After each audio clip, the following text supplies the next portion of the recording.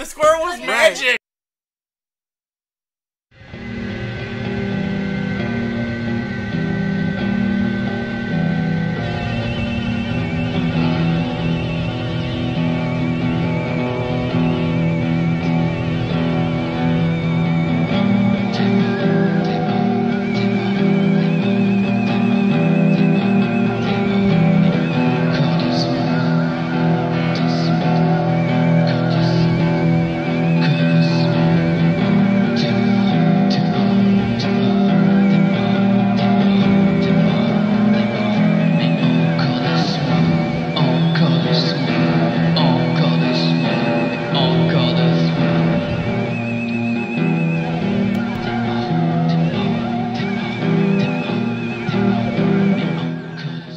Beware your human heart. This is a Diabolical Index for Monday, April 23rd, 2018, where the pages of the uncanny reside. I'm Corey Dawson, as always, from Paradox City Books and Games in Rising Sun, Indiana.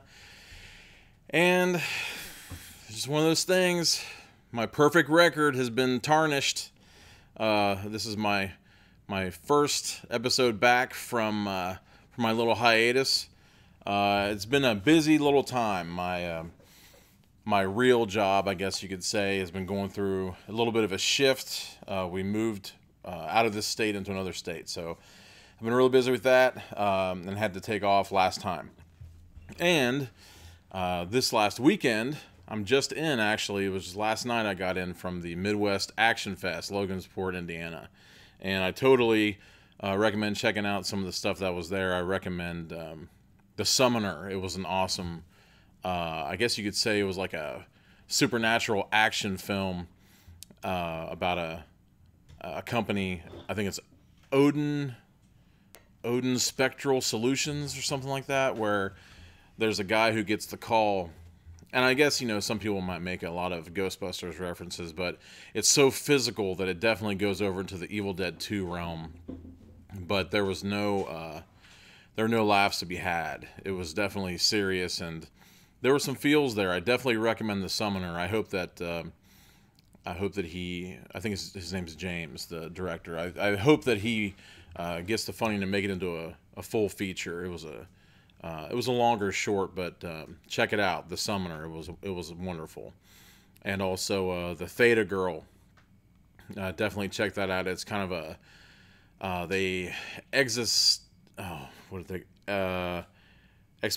existentialization, whatever, existentialism and exploitation. If you put those two together, that's what they called it. And it's beyond description. So just look up the Theta Girl, Theta. You won't regret it. It's unlike anything you've seen before. But I almost forgot, Detectives, fantastic animated short that was there about a lobster detective and his clam partner. It was a kind of a takeoff of the Sherlock Holmesian type detective stories, but it takes place under the sea, and it was a lot of fun, and there were a lot of jabs at detective fiction and just, I guess, kind of like the rabid fanboy fan base of different things along the lines of pop culture.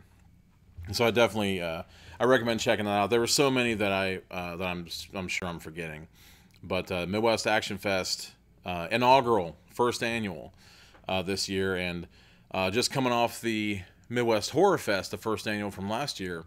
They got their work cut out for them. I think they said they had over, I think it was something like over 100 or 190. I can't remember. I think it was closer to 200 submissions for the Midwest Horror Fest this year.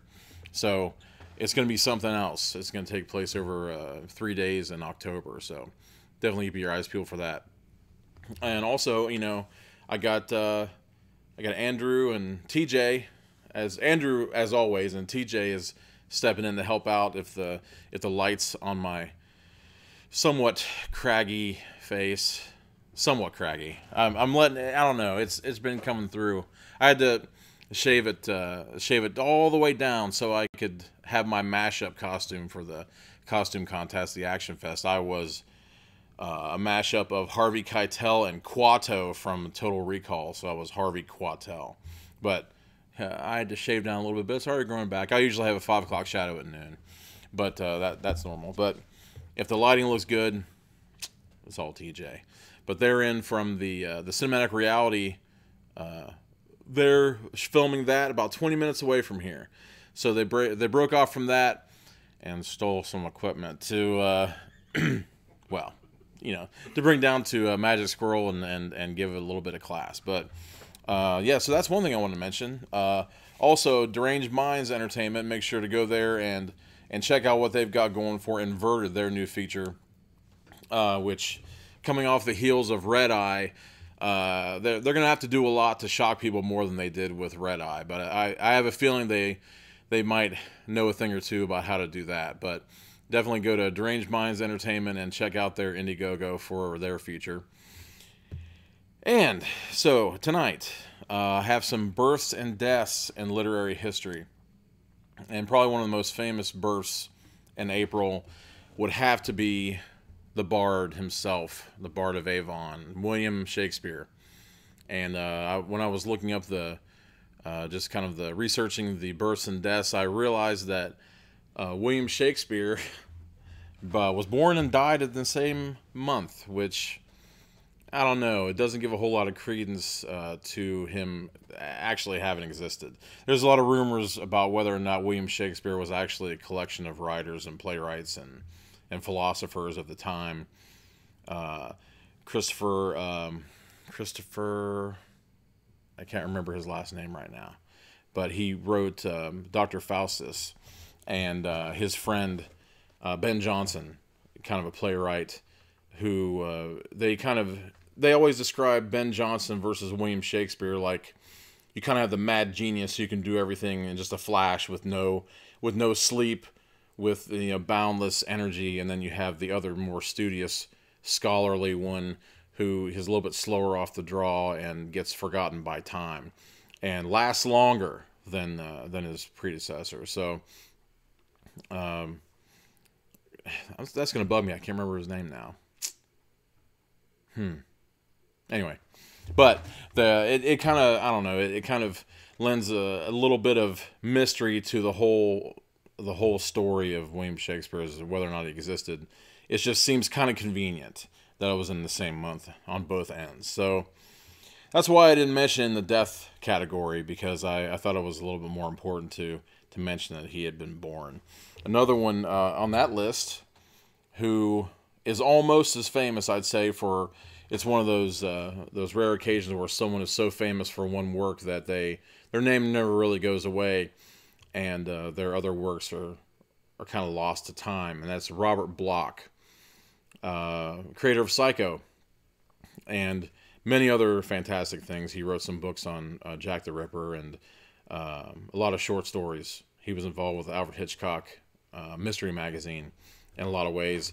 After the success of Psycho, he had actually written 2 more Psycho books, and I'm looking forward to them making a legitimate Psycho movie the way it came out in the book, because believe it or not, the book is more gory than the movie was, and I'd say that Norman Bates looked a lot more like Toby Jones from The Mist, the little cashier guy. I think he was in one of the Captain America. He was in Captain America, the first Captain America, as the little henchman, or not henchman, but the fellow scientist of the Red Skull. But Norman Bates in the book was actually a small, balding, middle-aged man. So when you think of the change, I mean, there's no doubt about it.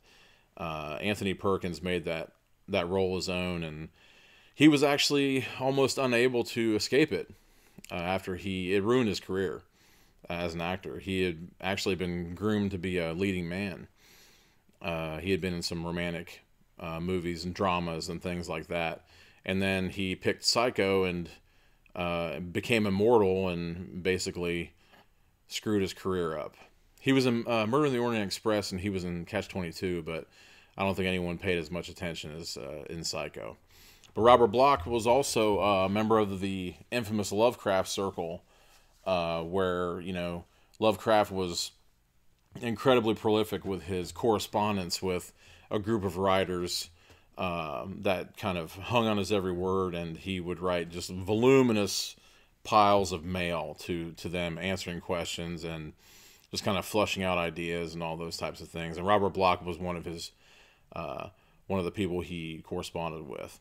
And I think he actually did the foreword to my first copy of Blood-Curdling Tales of Horror and the Macabre, the Lovecraft, in my opinion, the finest Lovecraft collection of all.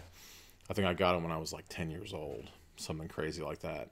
So I've been on the bandwagon longer than anybody. But the third one that I was going to mention is the infamous Vladimir Nabokov, the writer of Lolita, the shocker of the 50s, with Humbert Humbert, the older man who searches in vain for some sort of way into his young neighbor's life, and the obsession ends up destroying his life and many other lives in that story. And Nabokov did other things, many other things, Pale Fire. But again, just like Robert Bloch, his initial success overshadowed everything that he was going to do after that. I'm sure he was considered a man of letters and had a lot of critical acclaim, but it never quite captured the imagination of the populace like Lolita did, which is a danger when you get too familiar. Then sometimes it becomes safe and you lose your bite. But those are the births in literary history that I collected for today. There are many more Anne McCaffreys in there, but to be honest, I'm not too familiar with Anne McCaffrey past the fact that I know that not everything she did, but a lot of what she did had to do with the riding of dragons. I just don't know enough about it. But the deaths are just as compelling. William Hope Hodgson, which isn't a name that's huge outside of really classic horror fans. William Hope Hodgson was the creator of Carnacki the Ghost Finder, which was one of the most popular, well-known of its time, kind of supernatural detective, kind of a ghost hunter, and mysteries that would surround different supernatural happenings and monsters. He would go after it and solve it in a really laconic way. He wasn't this finder of adventure. A lot of times he would go in and kind of look things over and almost in a Holmesian way just analyze it, take it apart bit by bit, and make everyone realize that it was the safest thing in the world that had happened. But that's definitely one of my favorites. Carnacki kind of rates up there with some of the Dr. Nicola is another one that kind of falls into that same realm. Although Nicola, that was one of the few books of that time where the villain was actually the main piece of the book, much like Dr. Fu Manchu and the Yellow Peril. That it was big at the time. I'm also sure they could get away with it today because there are a lot of horrific Asian stereotypes in those books. But I was a big fan of them when I was a kid. I remember one. So many death traps. I mean, Jigsaw would get a migraine headache just trying to think of all the stuff that Fu Manchu came up with. There was one where a police officer just like walks through a room and he brushes past this gigantic pod sack of some plant, and the spores that come off of it and just like cloud his body, just like eats him to the bone in like a couple of seconds. And this was written in the 10s. I mean, this was before Prohibition that this stuff came out. So I totally recommend checking it out. Sometimes it's difficult to find, but yeah, I'm getting off track. So I was talking about William Hope Hodgson. He died in April. And someone else you may have recognized the name, Bram Stoker, died in April. The creator of, much to Andrew Moore's dismay, Dracula, among other things. Guy's in the midst of all these horror films, and I don't know what to say about it, man. I don't know what to do with you. But yeah, so Bram Stoker famously was kind of heckled, and a lot of people in the know of vampire lore kind of gave him a little bit of flack for picking and choosing things. But I mean, there were some things that had never come to light in literature before he made Dracula, and a lot of people took his kind of letter form, where things would be, the story would go along as part of a journal entry, or a letter from one person to another, or a newspaper clipping, or the report of the Demeter crashing up onto the shore and the wolf jumping off, that type of thing. It was borrowed by many people. In fact, part of it was borrowed by the book that I did a few weeks ago, The Troop. They did a lot of stuff in that, where it was news reports and newspaper clippings and internet chat rooms and things. And Stephen King has borrowed it many, many times, especially most famously for Carrie. Carrie was composed of a lot of that type of thing. And he said before that, you know, Dracula, Bram Stoker was a big influence of his.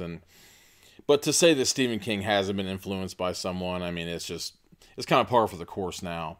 I'll have more to say about Stephen King a little later, when I talk about one of the authors I'm going through tonight. You can't not talk about him. But Bram Stoker wrote all kinds of things. Actually, he wrote The Lair of the White Worm and the House, or the Jewel of the Seven Stars. That was a really great Egyptian horror story. And there's also kind of a postscript called Dracula's Guest that is somewhere around here. Actually, right here. Bookcam. I do have something to show on Bookcam. Let's see if I can get it on target. There we go. Dracula's Guest. It's actually kind of a postscript. I guess you could say it was a sequel, or it might even be a prequel to the Dracula story. And a lot of publishers kind of took off on the idea once Dracula was such a hit.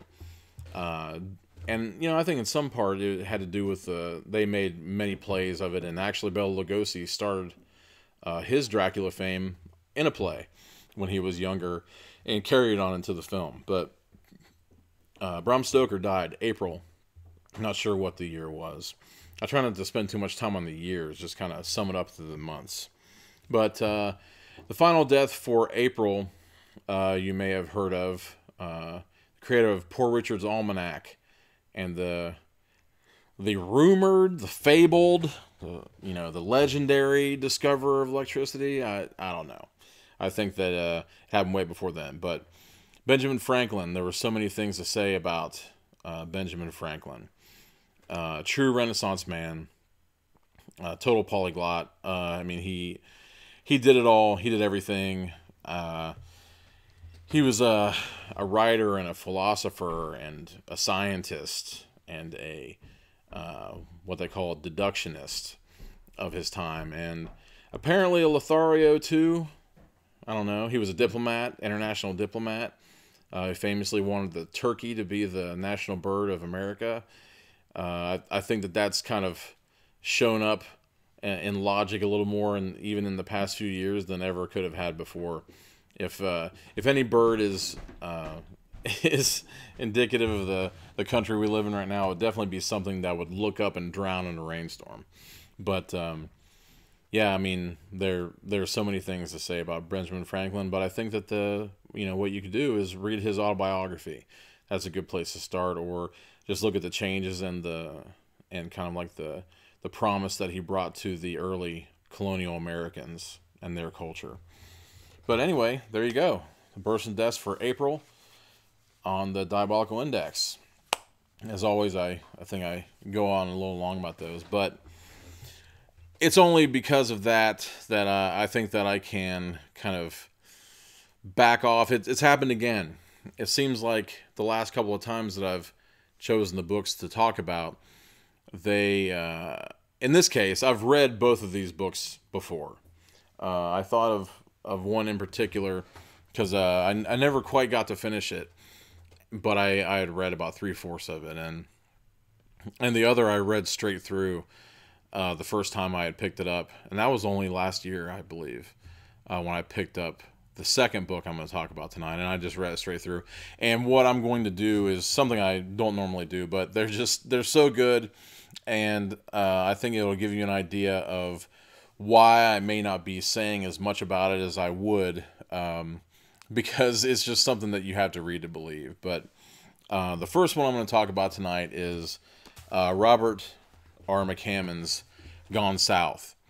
Now, Robert R. McCammon, I said I was going to talk more about Stephen King, and I will definitely in this. Is the photo up? Okay.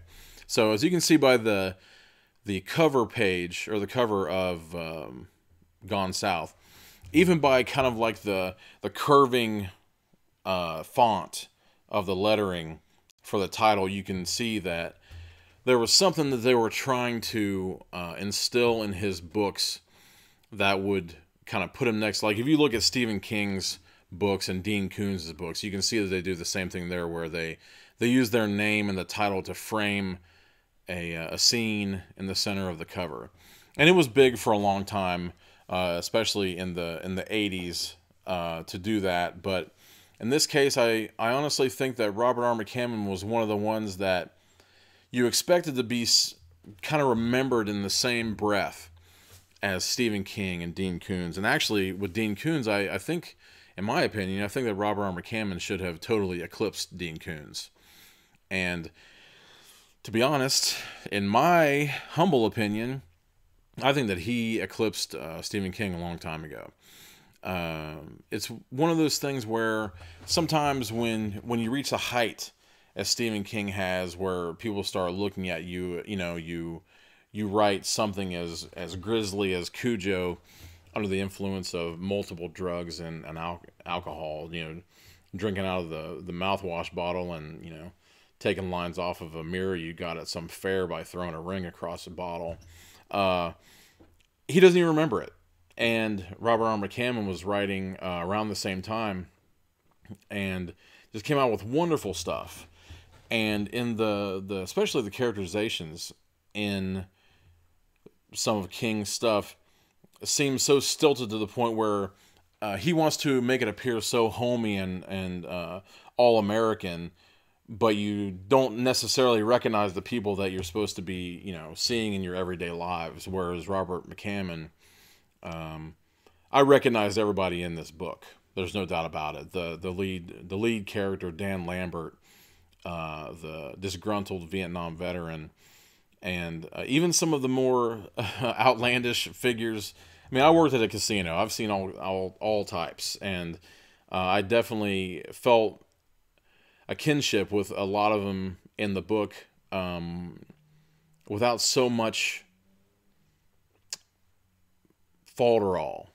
I don't think that some of the later things. I mean, don't get me wrong, King, and it's a shame. It really is a shame, because I think that the stuff that he did when he was off his head is a lot better than the stuff that he did when he realized what he was doing. And it shows. Like for instance, I thought that Gerald's Game should have been a short story. And Melanie would definitely disagree with me about that. I think she's reading that right now.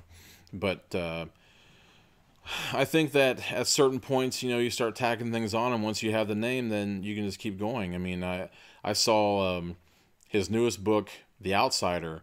I saw that recognized as the king of horror becoming the kid of the dad novel, which is a terrifying thing to be called. Because, I mean, I think that I know what a dad novel is. My dad wrote, he read a lot of James Michener, and Jennifer's gonna get me for that one. She's been telling me to read James Michener, but like Clive Cussler and things of that ilk, where you see, Pops reading it on the beachfront. But I'm digressing all over the place. But basically, I think that Robert McCammon really got shafted. I don't know exactly how it came about, but he never really reached the heights that they had. And this book was one of his later books, and it wasn't as heavy-handed as something like Shawshank Redemption, where you have some entity tearing kids limb from limb, and then all of a sudden we feel for a con that wasn't supposed to be where he was, or in Green Mile, where some gentle giant ends up having the touch of God. So in Robert McCammon's work, I mean, I'm totally blown away that the guy hasn't movies haven't been made of multiple books of his. Everyone I know that's read Robert McCammon for any length of time has become a writer. There's no doubt about it. Nate Southard, the author of Porcelain, one of the first books I did on this podcast, or on this video, whatever you call it. I don't know what to call it, but you know what I mean.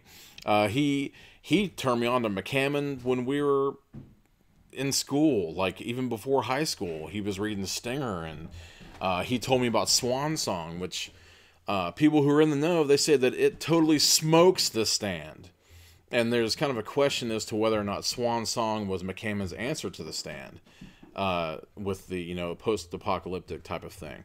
But he'd written a couple of things like that, and he made his vampire novel, and he made his werewolf novel, The Wolf's Hour, which is about a werewolf in World War II. I totally recommend The Wolf's Hour to anyone, because when you can read something called The Wolf's Hour and you see a guy in a military fatigues on the front of it, changing before your very eyes into a wolf, and yet somehow it manages not to be goofy.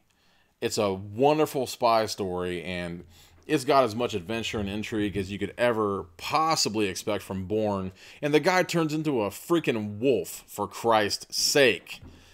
Read The Wolf's Hour. I can't express it enough. It's such a wonderful romp through Nazi Germany, with a guy getting just as many licks in as Aldo the Apache. I mean, Inglourious Basterds wishes it could be The Wolf's Hour. But anyhow, we're not talking about The Wolf's Hour. I'm just saying that I really feel in my heart that Robert McCammon had, I think that he got the short straw somehow. Somehow there wasn't enough room for him, and he ends up being kind of like this third banana somehow behind Coons, which it just seemed like after a certain period of time, Coons was like a dime a dozen. But anyhow, I did want to read the inner cover of Robert McCammon, I almost said Boy's Life. It says Boy's Life on the back. Gone South. Boy's Life is another one of his that's it's just a wonderful story of a child and growing up, and it's just that thing where, Stand By Me, The Body, the original story for The Body in different seasons, I think that was kind of before the time where he was trying to make everybody like him, which I think kind of happened to him. And, I should have mentioned Peter Straub in there too. But I think that, with that kind of like list of people, but I think that people, when they think of Stephen King, or when they think of Peter Straub, they just have to link Stephen King to him. And maybe that's why The Talisman happened and Black House happened. But he's a wonderful writer too, and I think that sometimes you get darkened by someone else's shadow, and you just can't ever get clear of it. But in this case, I almost think that they had just shut the door in McCammon's face and allowed King and Coons and Straub to walk through. But I don't want to down any of their stuff really, except for King. He pisses me off sometimes. Leesy's Story, he says that's his favorite book. No. Maybe that's an elitist view. I don't know. But if he tells me that Leesy's Story is better than Thinner, granted, he would say that was Bachman. But Bachman is King. King is Bachman. He released 2 books with practically the same cover, like corresponding covers as both guys. I'm done with that. So anyhow, I wanted to read this for Gone South. Flooded by memories. Poisoned by the deadly fallout of Agent Orange, and desperate for work, Dan Lambert kills a man in a moment of blind fear and fury. It is an act he cannot excuse. A mistake that will change his life forever. And now Dan is on the run, heading south toward the Louisiana bayous, and on his trail are police officers and bounty hunters, including the most memorable and bizarre team ever paired in modern fiction. Pelvis Isley, an Elvis impersonator of the worst kind, and Flint Murtaugh, a fastidious, ruthless loner and freak show refugee who carries the body of his unformed twin brother on his side. As Dan heads down the swampland in search of his own salvation, he meets a young woman who's on a similar journey.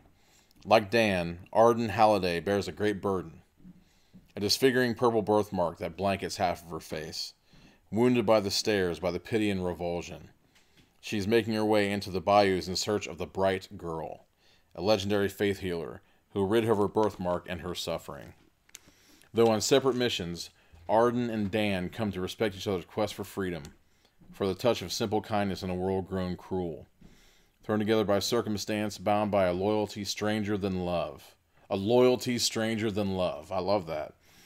They set off on a journey of relentless suspense and impassioned discovery, an odyssey over dark, twisting roads and waterways into the beautiful and mysterious depths of the human heart. Now, that that tells you what's going on, and it tells you the heart of the story, and it kind of gives you a glimpse into the darkness of the story. But how it kind of just landed on the two bounty hunters for a second. They really are two of the most memorable characters that I've ever seen in a story. But basically, yeah, Dan Lambert is the victim of what he called the Silver Rain in Vietnam, where they put Agent Orange on the trees as I think it's called a defoliant, and they said that, you know, whatever there was a plant that was alive would die under it, and somehow they were supposed to be fine. They said they could take a shower in it and rub it in their armpits and on their face and everything else, they'd be fine. And I've seen some of the victims of Agent Orange, even their wives, started to show effects after a little while. And Dan Lambert knows that he's going to die. He actually thinks that he's only got a few months or maybe even a little more than a year to live. So when he goes to this place where all of the skilled men with no jobs go to wait for people to kind of take a sort of mercy on him and give them working jobs, he has to sacrifice his pride to do it, even though he knows that he gave it all for the country that won't even give him a second glance. And basically, he needs his truck to do any sort of job if he were to get one. Here's a pen if you need one. He's eating a pen over here. And I think that that's actually the one, there was a pen that the tip of it came off. But yeah. I guess I should have worn some on. But basically, his truck is about to get repossessed. So this man who's teetering on the brink of leukemia and the ravages of a country that hates him is about to lose his only means of making money and trying to be something for his son who's with an estranged wife. And they go away because he has a flashback of killing in a war that he didn't begin, and all of a sudden he finds himself with his hands around his son's throat. Josh DeForge and JJ Wolf on Insta. Oh, okay.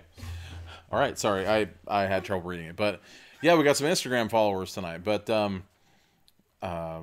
anyhow, what? Sorry. Oh, it's okay. I'm not good at the prompts yet, but I get in my zone. It's difficult to it's difficult to get this stuff to break in, but I'm knocking stuff over. But so anyway, he goes into the bank and he basically says, you know, please, sir, if you could help me out. And it turns out that the bank manager has changed in the last time that he's been in there, and a brand new bank manager has come in that won't be helping out some poor Vietnam veteran, even though he owes him $1,500 or whatever it is. And it comes down to a showdown in the manager's office, and and that's another one of those things where it doesn't have to be fabricated. You can totally imagine this scenario if you've ever had to ask someone for something and swallow your pride and totally step on your beliefs to try to just squeeze out some little bit of human kindness so you can just make it through another week. And push comes to shove, he looks around and he sees that the bank manager's got all sorts of I support the armed forces and American flags all over everything, and he explains to the guy what happened to him and that he's got leukemia from different things he was exposed to, and the guy won't be having it. And the next thing you know, a man's dead. So Dan Lambert has to go on the run. But one of the things that really, I mean, it grabs you by the heart and by the brain, and just, you know what's happening. You felt what's happening to this character, this man. It goes beyond a character. I totally recognize this guy. Everything that happened to him, I'd seen before, and it wasn't so familiar that I didn't feel a pang of, of suspense and disgust, and I felt sick to my stomach when, and I had read this before, when it all comes down, and he has to make a break for it, fruitlessly, because he really doesn't have anything to lose. He ends up in the South Country, and he comes across a church. He ends up having to hide in the church, and he meets the pastor, and the pastor actually brings him home for dinner, fried chicken dinner. So there's nothing that really seems too far-fetched. And even when you get to the most, like I said, when they said the most memorable characters, I can't think of anything I agree with more, because Flint Murtaugh is this gambler and also a bounty hunter, and he's just hard. Like, Flint is a perfect name. He's hard enough to strike sparks on steel. It's such a wonderful character, because he at one point he wins in this game of cards, and someone follows him out into the alley to get their money back, and he taps his belt buckle, and all of a sudden you see this, or in your mind's eye, just from reading it, you see this scrawny little albino arm with a hand at the end of it come out from between the buttons of his shirt, and probably his bolo tie and all this stuff, with a little 2-shot Derringer, and points it straight at the guy as he's got, Flint Murtaugh's got his both hands up, and he's at the mercy of this guy who wants his money back. And all of a sudden, this thing from some sort of freak show ends up rearing a Derringer out from his chest and points it at the guy.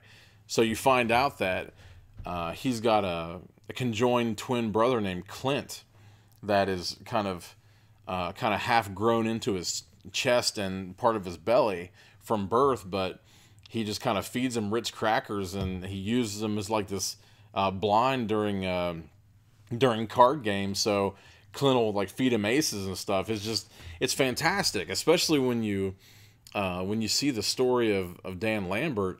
You think that this fantastical, kind of gruesome but weird and kind of on the fringe type of character would take you out of it, but it doesn't. So I think that's just like a testament to especially, I mean, that's not even the half of it. Then we meet his boss, which is kind of this like this real slimy boss hog, like kingpin type character, who says, there's a reward for Dan Lambert. I think it's like 10 grand or something from the bank. So he ends up sending Flint, but he says that he needs to kind of sharpen up a new guy. And it turns out the new guy is this guy named Pelvis Isley, who's a Elvis impersonator. But somehow he's got this gift of gab where he can talk to someone, and then the next thing you know, you're like giving away all your secrets to this guy. So they're two of the strangest bedfellows you could possibly think of, and they've been sent to hunt this very, very simple wronged man across the bayous of Louisiana. And that's all I'm gonna say about it, because it's wonderful. It is so much fun, and but yet at the same time, it's got so much heart and so much grit. At the same time, there doesn't have to be any fake action. There doesn't have to be any fake drama or fake horror. Just even in something as simple as you meet this little trailer court type of motel proprietor, and it's this little man with a stutter, and then all of a sudden, he's got this hulking wife that just has his heart in her hand, and you recognize everything. You recognize all of it, even the stuff that totally gives you fits of revulsion. You get all of it, and it doesn't take as much time. and as much prodding and as much machination, as much puppet mastering as Stephen King does. So that's it. That's all I'm going to say about Gone South. Find it wherever you can. I was able to find it at the library. Sometimes, you know, I get so many things. I mean, look behind me. I just got so many things that sometimes I can't find some of the books I'm looking for. So I end up going to my local library, which you should definitely do. There are more there than computers. Believe me. Yes, that's right, punk. There are things called books there. Libros. But yeah, check it out. Definitely read anything by Robert R. McCammon you can get a hold of. Mine, which I've never read, but it looks totally terrifying. Mystery Walk. Usher's, I think it's Usher's Passing, which is kind of a sequel to the Fall of the House of Usher by Edgar Allan Poe. But it's in novel form. They Thirst, They Thirst is kind of a look into the 90s. It's a vampire novel, and it kind of it takes place directly after The Lost Boys would. So you get a definite taste of the 90s, and maybe Poppy Z. Bright was taking a look at that when she wrote her stuff. But anything by him. I think he had a 2-part book called Speaks the Nightbird that came out not too long ago. I haven't read that one yet, but definitely check out anything by him. He's got some short stories as well. And there's one called Night Crawlers, about another Vietnam vet that goes into a diner, and it turns out that he's got a little bit to say about the fabric of reality. So definitely Robert R. McCammon, Gone South, anything by him, totally read it. I recommend it wholeheartedly. If you don't like it, I'll pay for it. So there you go. That's all I can say about that. The second one for tonight is even more colorful than the first. It's Donnybrook by Frank Bill, who actually, as far as I know, he's probably not there now just due to his recent, I don't know if I want to say stardom, but he's definitely gotten popular. He ended up writing a Crow series, and he wrote, I don't know if it's considered a sequel to Donnybrook or if it's kind of in the same world, called The Savage, and that it's been difficult to find. I've been really wanting to read it. And he actually wrote one called Crimes in Southeastern Indiana. Everything you see, like we're in the place for this. Everything, every location that he's got in his books, I've seen or driven through at some point. He talks about the Ohio River and the bends in the river, and parts of Kentucky and southeastern Indiana, and I recognize all of it. And there's nothing that seems fantastical about any of it, especially since considering what goes on in these books. Some people kind of liken him to Chuck Palahniuk, but I guess that the part with Chuck Palahniuk, I think they might be tacking that on there just because this book has a Fight Club element to it, and I'm not so sure that I agree, except maybe in the placement of names, kind of like the weaving of the cutting of these intertextual stories and things, because I'm going to read the cover description and summary of this. I think I'm going to do that first, actually, because it's really something else. I told these guys that if they didn't want to read either of these books, I would really be surprised, because it's really something. I had to buy a second copy because the first copy that I had been so beaten up from me reading it just endlessly that I had to pick up another copy. So here is the explanation of Donnybrook by Frank Bill. The Donnybrook is a 3-day bare-knuckle tournament held in a 1,000-acre plot out in the sticks of southern Indiana. 20 fighters, 1 wire fence ring. Fight until only 1 man is left standing, while a rowdy festival of onlookers, drunk and high on whatever's on offer, bets on the fighters. It kind of also reminds you of Every Which Way You Can, and Every Which Way But Loose. Actually, there was bare-knuckle fighting in both of those. Jarhead is a desperate man who'd do just about anything to feed his children. He's also the toughest fighter in Kentucky, and he's convinced that his ticket to a better life is the one fight with a cash prize so big it'll solve all of his problems. Meanwhile, there's Chainsaw Angus, an undefeated bare-knuckle beast who isn't too keen on getting his face punched anymore. So he and his sister Liz have started cooking meth. And they get in deep. So deep that Liz wants it all for herself. One more showdown to take place at the Donnybrook. As we travel through the backwoods on our way to Donnybrook, we join a cast of characters driven to all sorts of evil in the name of getting their fix. Drugs, violence, sex, money, honor, as they converge on their last shot to make things right. Donnybrook is exactly the fearless, explosive, amphetamine-fueled journey you'd expect from Frank Bill's first novel, and then some. Now, that is a total distillation of everything that's in this book, and it doesn't even begin to explain everything that happens. You see that and you think this is going to be a straightforward story, which it is. I mean, everything that the explanation has said is true. It does happen, but it leaves out so much. There are characters in this book that you've seen before, you've known before, you've brushed shoulders with before. In every little convenience store you've ever been to, in every swap meet, and everything down at the Lawrenceburg Speedway, anything at some party out in the backwoods, any field party you've ever been to, any barn dance, anything. You've met every single one of these people because they're us. They really are us. I mean, it sounds like in the description that they're all a bunch of degenerates, which we all are degenerates, that they're all scumbags, which we're all scumbags, white trash, bottom of the barrel types. And I think that would be a disservice if you were to call them types. Definitely in this book, there are real people, and there are fantastically crazy situations that we see every day on the news. We hear about them all the time. And in fact, there's a bounty hunter in this book as well named Fu. He, I can't recall off the top of my head. I think that he may have been the interest in some place that had gotten robbed. But basically, Jarhead Earl is the name of the lead character, and it starts right in with a robbery. He walks into the local gun shop in this small Kentucky town, and something interesting morally happens. He actually pulls a shotgun on the owner, because he knows that the owner doesn't have a gun under the counter, because he thinks, the whole place is full of guns. Who possibly would be stupid enough to try to rob the gun shop?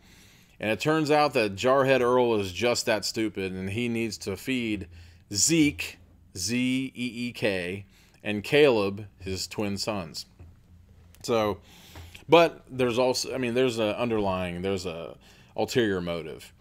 He wants to get to Donnybrook so he can show his stuff and unseat Chainsaw Angus from Supremacy, which is kind of like I was talking about, the Every Which Way But Loose. I think that guy's name was Bull or something like that. I can't remember, but it's kind of the same type of drive to be the best, but at the same time, get paid and get paid doing the dirty stuff. And that's definitely what he's going for. But like I said, with the moral component, when he goes in to rob the guy just starts putting piles of money out in front of him, and he says, no, stop right there. And the guy says, like, what are you talking about? He says, I only need $1,000. So it's kind of like, I don't know if you guys have seen Payback with that crazy anti-Semite Mel Gibson in it. There's an element to that in that as well, and that was actually based on a Richard Stark book, which was totally hard-bitten, hard case crime novels and things like that, who Stephen King based his George Stark character in The Dark Half after, which was based off of his pseudonym, Richard Bachman. So there's a thread of familiarity and a really hard-bitten vein throughout this entire story. But there's so many characters that weren't even mentioned on the back. Chainsaw's okay, I almost gave something away there, but his sister Liz, she is totally totally as cold and as calculating as they come.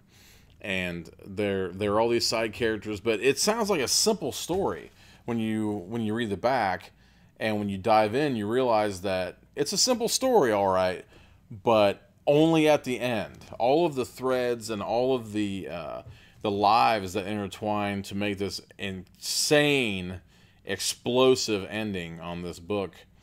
It takes the time somehow. I think it's like 242 pages, something like that. Somehow there manages to be so many little subplots that end up working towards a whole. The Donnybrook ends up being the focus of the end of the book, and you wonder how all these people, these characters, manage to to fit together in this ending, and it's really something. It is a complete gut punch of a book. There's no doubt about it. I mean, that's I guess that sounds like a pun, but there's no pun intended. There's so many things in this book that that take you by surprise, but it shouldn't, because everything's leading up to this in this book. There's nothing that doesn't make sense towards some kind of ending of everyone. You see, if someone... That's one thing that Frank Bill is good at doing, especially in Crimes of Southeastern Indiana. I've got that book as well, and that's all short stories, but they all seem to be connected somehow. There's this universe that he lives in, and usually, is just under some trailer somewhere or is rolled off the street in some rural road. There's nothing that you haven't seen before, but I'm not so sure that you would be able to, consider it at home with some of the locations and some of the predicaments that these people get in at the same time. It's not that any one thing is really unfamiliar or out of place. It's just that you can't believe that somehow he's able to lattice them all together into this coherent novel, which it is. It's completely coherent. You know everything that's going on at any one time, and it just amazes me that it was masterful enough so that you wouldn't be wondering what each character was all the time, because there are a lot of characters that take front and center in this book because they just come into view. All of a sudden, you don't see Jarhead Earl anymore. You see Liz, and you see Chainsaw, and you see Fu, and a total galaxy of other characters that are in this book. You see them uncovered, and all of a sudden, the person that you are rooting for ends up being the person that you're rooting against. And that was kind of where I was going with these two picks for tonight. Was one is a book about someone who's trying to completely run away from who he is and what he's done, and the other one is running headlong towards it and the outcome of his plans, which are completely dire. But yeah, so that's all I'm going to say about Donnybrook as well, because to give any more away would totally take the glint and the edge off of this book. But it's not easy to find. You'll probably have to go online to find it. I had to search all over the place for a secondary copy of this book. So as far as I know, it's nowhere in any library around here. But hopefully with all of the people that are watching this right now, the teeming millions of you, talk to your library, tell them to get Frank Bill whenever you can, and if they don't have Robert McCammon, which they should, tell them to stock the shelves, because it's all worth it. So, yeah, there you go. Robert McCammon, Gone South. Definitely read everything that he's got to offer, the entire catalog. You will not be sorry. There isn't a blah moment. There isn't a sighing voice in any of his work. And Donnybrook, the secondary novel, I'm not sure if it's a direct sequel. I think that some characters... I hesitate to say a shared universe, because I'm really starting to hate that term, but I guess it's the easiest thing to say. I think that there are characters that float throughout the Crimes of Southeastern Indiana and into Donnybrook and into the newest, I think it's the newest one, called The Savage. And I think that there's definitely something to be said for him landing Farrar, Straus and Giroux. I think that's the way you say it. A very prestigious publishing house puts out his stuff, even though there's a picture of somebody getting their face smashed on the front of it. So there's something to be said for that. I guess they may have been looking for the next Jack London or Steinbeck. So, and they may have found it. I mean, it's a different time now, which means it's not that so different at all. So if you want violence, if you want craziness, if you want the lowest underbelly of things that you see every day, check out Donnybrook by Frank Bill. And I think that's about it for Diabolical Index for April 23rd. It's good to be back. Sorry about last week. I'm sure it's going to happen again at some point, but I have to say I was kind of sad to break my record. I think that I was doing pretty well there. You were the only one. I was the only one. And now I'm a failure. So this is the last. No, I'm just kidding. I'm just kidding. I can't give it up. There's just too many things to do. No, I'm actually not quite sure. I mean, I guess next time, I guess it's going to be my mob. Like if we want to take up the Lone Wolf again, because there's so much to it. There was so much to it. I looked through the Lone Wolf book after we were done that day, and I realized there were 1,000 different permutations. But it did seem like we were spending a lot of time in that one town, and it was starting to irritate me a little bit. But we'll see. I might come up with something different. In fact, I found a few Choose Your Own Adventures in the last couple of weeks. So I might actually put it to a vote about which one's going to be featured in the non-entry episode next week. Nothing should get in the way. I don't think anything should get in the way. If anything does get in the way, I'll see if I can't let you know beforehand and maybe do some sort of a promo or what have you. I don't know. Because, I mean, Cinematic Realities is going full bore, and I got, a couple of the crew here. You never know. They might be in the midst of something and can't break free. But if that happens, I got a couple of lo-fi, low-rent versions I can do for my phone or what have you. Some Polaroids. I'll just kind of like take a bunch of Polaroids and then like flip them to make the zoetrope or whatever. But there you go. I can't even stop my own podcast. Okay. That's been Diabolical Index, where the pages of the uncanny reside, beware human heart. And as always, keep it squirrely.